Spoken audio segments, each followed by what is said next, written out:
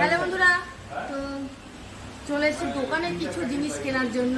আর দেখতেই পাচ্ছ বসে রয়েছি। এই জিনিসটা মানে এই সোফাটা আমি নিলাম, কালারটা কেমন হয়েছে আর বলো। আর তোমরা কিন্তু এখনই আমার কাছে বলো না যে দিদি ভাই এটার দাম কত নিয়েছে। জিনিসগুলো যখন আমার বাড়িতে যাবে তখন তোমাদের সবটাই আমি দাম বলে দেবো। দাম মানে যেহেতু তোমরা আমি কোনো জিনিস কিনলে দামটা জিজ্ঞেস করে আমি জানি, তো এখনই আমি বলছি না।